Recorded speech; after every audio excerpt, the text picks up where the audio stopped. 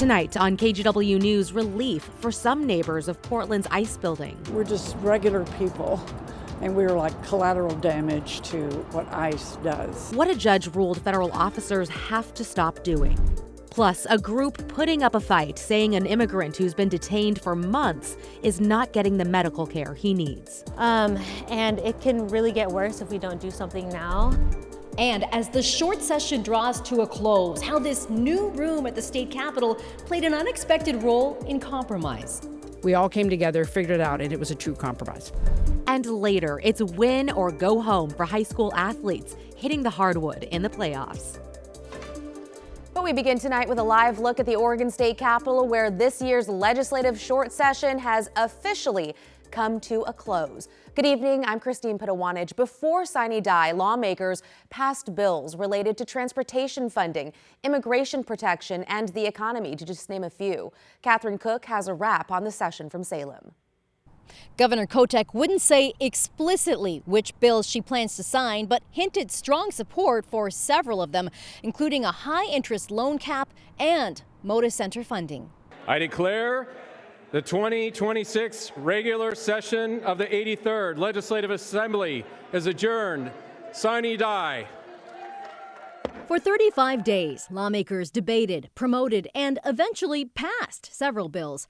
One last-minute addition, a stripped-down version of Measure 114, the controversial gun control law, which has been held up in court since 2022. Republicans celebrated, saying they'd successfully remove the bill's harmful gun control regulations. The reality is there was a conversation between myself and the Senate President that made it clear that the Republicans would not abide by having that bill moved to the Senate floor. For transportation, lawmakers passed a bill moving a referendum to the May ballot that will let voters decide on tax hikes for transportation projects. Republicans are fighting that one in court, saying the measure should be on the November ballot. On solving the ODOT budget hole, Governor Kotek praised lawmakers for reaching a compromise in the first week. It's not a long-term solution, but it does get the Oregon Department of Transportation through pretty much the end of next year. Until we come up with some longer-term funding solutions. So I think that's an example of when people are sitting down together, having some snacks, talking over some hard issues. The snacks Governor Kotek referred to came from here, the new Peter Courtney Memorial Lounge, a place where lawmakers from both sides of the aisle can break together, sometimes leading to unexpected unity. Before the state capitol remodel, Democrats and Republicans each had their own lounges. Speaking of renovations, lawmakers united to approve a bill allocating hundreds of millions of dollars toward renovations at the Moda Center. I just couldn't be prouder of the fact that today we were able to pass that bill all the way through with such broad bipartisan support. And the comments that you saw reflected, I think, indicate that we've got a very good shot to both keep the Trailblazers here, but also to look at how are we going to have Oregon's arena to be able to function and thrive over the next several decades. Looking ahead to the 2027 session, Governor Kotek says her priorities will include building economic prosperity without compromising the environment and creating universal child care across the state. In Salem, Catherine Cook, KGW News. Okay, let's get you caught up on some of tonight's other headlines. A federal court is limiting the Department of Homeland Security's use of tear gas and other chemical munitions near the ICE facility on Portland's south waterfront. People living in the Grays Landing apartments nearby sued, saying tear gas that ICE agents have been using against protesters was getting into their homes. We're just regular people, and we're like collateral damage to what ICE does. Under the ruling, federal officers can no longer use chemical munitions in ways that are likely to reach Grays Landing, except when necessary to protect human life. This is separate from a lawsuit filed by protesters that also challenges the use of tear gas. We're still waiting for a decision in that case.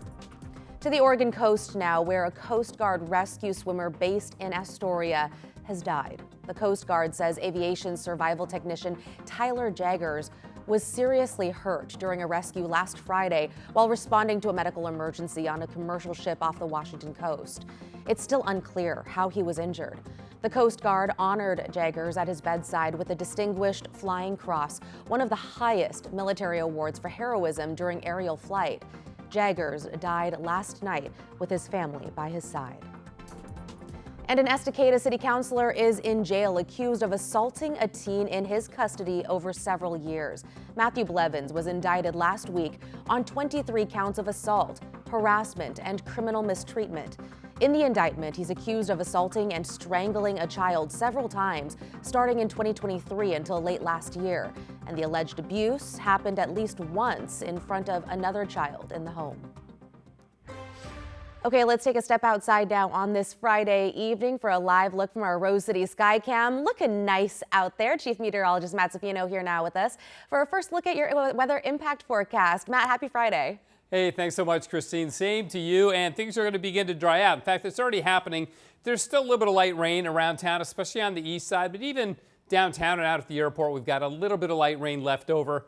That's it. You look to the west and to the north, there's really nothing going on there. So we will dry it out. But the airport still reporting a little bit of light rain. It's 50 degrees. It's warm out there. Temperatures have been going up for the last couple of hours, and that's going to continue. We won't pick up much more rain. Had about 1/4 inch in Portland and Vancouver and all around town. A little bit less as you go south. Quite a bit more at Astoria with nearly 3/4 inch there. But again, the rain has ended. We may have some drizzle in the morning. That'll be it for rain tomorrow. A mainly cloudy day, but warm up to 60 degrees. And once you get south of the Portland area, then you'll begin to see more sunshine, especially as you head south of, say, Salem. Daylight saving time resumes on Sunday. Of course, that means the clocks go forward, and we will get some snow in the Cascades next week. We'll talk about how much and when in a bit. Back to you, Christine. Sounds good. Thank you, Matt. To the war in Iran, tonight NBC News is reporting President Trump is seriously considering sending a small group of ground troops into the country for what he calls strategic purposes. The president is also insisting that American strikes will only end if Iran surrenders unconditionally. Iran and Israel traded blows again today, each firing missiles at the other. Meantime, U.S. government sources say Russia is giving Iran information about the location of U.S. forces across the Middle East. President Trump downplayed the threat during a college sports roundtable at the White House just hours ago. That's an easy problem compared to what we're doing here. I mean, what a stupid question that is to be asking. Tonight, the State Department announced it approved a $150 million arms sale to Israel. President Trump says tomorrow he will attend the dignified transfer for the 6 U.S. service members killed in Kuwait. New tonight, a group gathered outside the Mexican consulate urging officials to step in to help a Vancouver man in immigration custody. Organizers say he's contracted a bacterial infection when they fear won't be treated in time. Alma McCarty shares his story. Before closing time Friday, demonstrators chanted outside Portland's Mexican consulate. They're hoping to call attention to the detention of Jose Cruz Morales, a Mexican migrant and Vancouver father who's lived in the United States for 2 decades. He was detained in July. It's come to that point where, we're not just going to sit here and take all of the neglect lying down. Organizers say at the time of his arrest, he suffered medical neglect due to broken ribs. Now, months later, and inside an ICE facility in Louisiana, they say he's facing more pain, a bacterial infection. At the moment, his medical conditions have worsened so bad he's down to 140 pounds. And it can really get worse if we don't do something now. The group, including Defend Migrants Alliance Oregon, came to the consulate to demand officials do more to help Jose.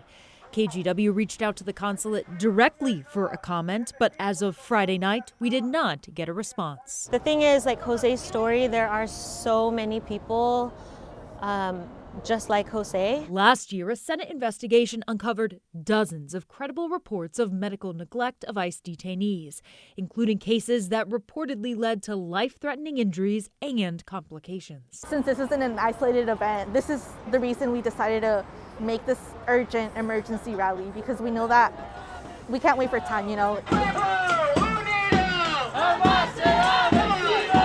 KGW also reached out to ICE but did not hear back.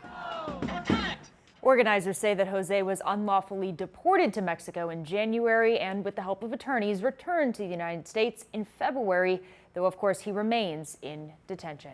Christine. I appreciate your reporting on this, Alma. Thank you.